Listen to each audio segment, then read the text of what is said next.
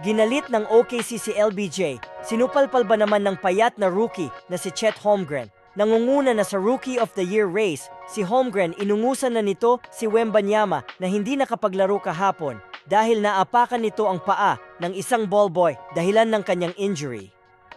LA Lakers versus Oklahoma Thunder. First quarter putback dunk agad ang panimula ni Anthony Davis. Sumagot naman ng pull-up jump shot si Holmgren mula sa assist ni Wallace. Si Rui Hachimura pa ang unang uminit para sa Lakers. 2 3 points, isang jump shot at cutting dunk ang ginawa nito in total of 12 points. Si SGA naman ang sa kabila, panis ang 3 bantay at iniwan pa si AD sa kanyang step-back jump shot. Under 6 minutes mark naman ang unang puntos ni LeBron, isang cutting dunk sa assist ni Hachimura.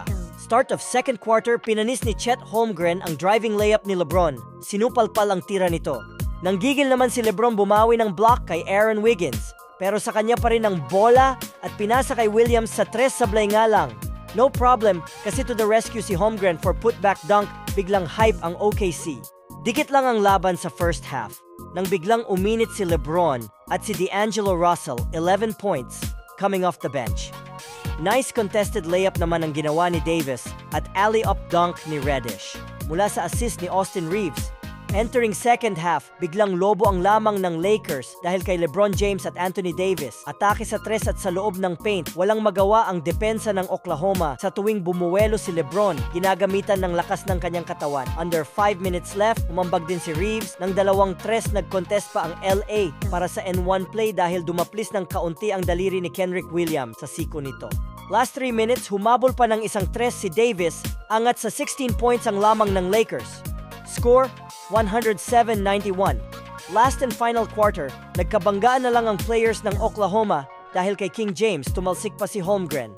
Under 6 minutes, mark bumaba pa sa 8 ang hinahabol ng Oklahoma dahil sa ambagan ni Jalen Williams, Shea at Chet Holmgren ng mga pag-atake sa loob. Muntik pang mapaluhod ni Jalen Williams si Prince sa kanyang step-back jump shot. Pero heto na naman, si LeBron nag-step up ulit. Sunod-sunod na pumapasok ang tira sa labas at loob ng 3. At hindi pa pinalagpas ang pag-agaw ng bola sa kanya, pinatikim pa si Luguentz-Dort ng kanyang signature chase down block. Panalo ang Lakers with final score 129-120.